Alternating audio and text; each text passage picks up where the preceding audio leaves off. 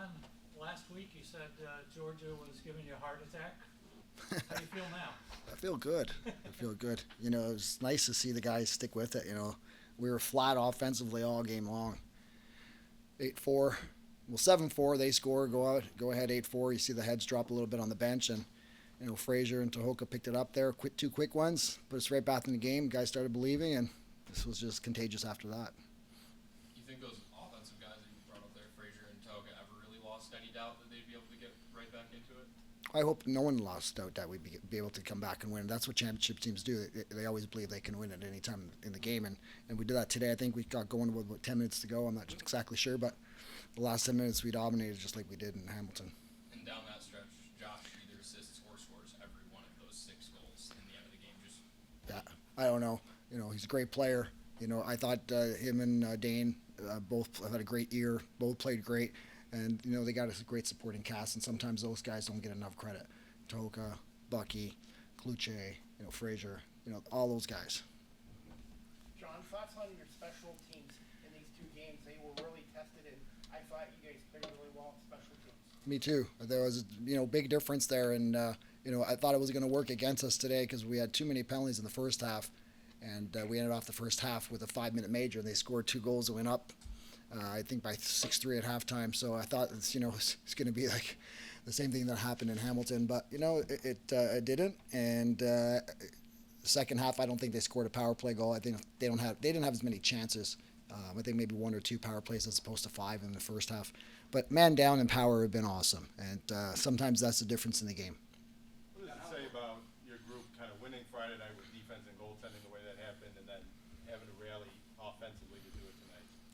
It just shows how diverse we are. We again, great teams find different ways to win. If we can win with our goaltending and defense, and we can win in a high-scoring game. And not that it was a high-scoring game, but when we needed it, offense certainly showed up in that fourth quarter. Like 10-8, it's a pretty low-scoring game. I would say high-scoring game would be like 15, 16 goals.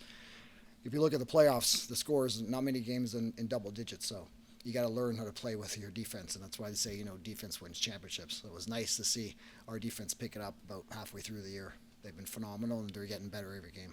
John, Chase is probably as emotional a player as you've got out there, very outward in his feelings. In a game like this where things are a little down. Yeah, well, he brings a lot of energy when he's producing. He brings a lot of energy, and it's contagious, and guys love when he scores. And a lot of times when he scores, there's something miraculous about it. His shot might have been, basic, but getting to the net was unbelievable, the move he put on 2 defenders. And you're right, when he scores, it's something about his style. It just brings a lot of energy to our offense. John, down the stretch there, how important was it for Matt to shut the door when, after the 8th goal? Well, he gave us a chance, right? Like the 8th one just snuck in, and I thought he had a phenomenal game again. Hard to duplicate 4 goals against like he did in Hamilton, but holding that team to 8 goals, 6 goals average in 2 games, phenomenal. Like, when you're down and flat, you need your goalie to make big saves. He did that, gave us an opportunity to come back. And when we were coming back, he continued to shut the door down. It's hard enough to reach the finals once. What's it say about the consistency and just the makeup of your team to be able to consistently get back to the stage? Well, it's the 4th in a row. We lost the first 2, won last year. Guys are hungry. We got a great balance of veterans and young guys, and Steve Dietrich does a great job of putting a competitive team on the floor every year, and guys buy in the system. And you buy in the system, and you play as a team, not individuals. Great things can happen. This series could have gone either way. It's 2 great teams, and we found a way to win. We found a way to win with our defense in the first 3 quarters, found a way to win, with our offense in the 4th quarter. It's hard to win all the time, and when you don't win, there's always a problem.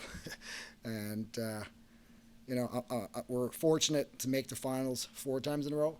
We're not satisfied with that. We're still hungry. We want to win. We want to win the championship. That's our goal. I'm sure it's every team's goal, and that was our goal at the beginning of the year, and we're one step closer to that.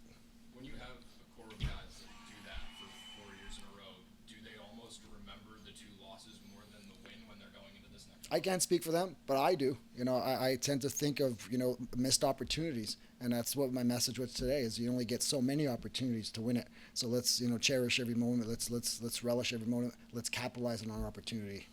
Let's not go in thinking we're going to just win by showing up.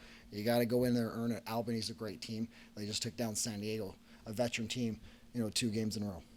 I say, you know Albany firsthand because you played them twice. And they've really beaten early us. in the I know they've season. beaten us twice as well. They got a great goaltender, athletic defense, and they got some young guys who play unbelievable offense. They got great goal scorers. So they're up and coming bunch that already made the finals a lot sooner than I thought. So they're going to be very, very hungry. John, thoughts on the leadership of this team and how you guys dealt with some adversity this year?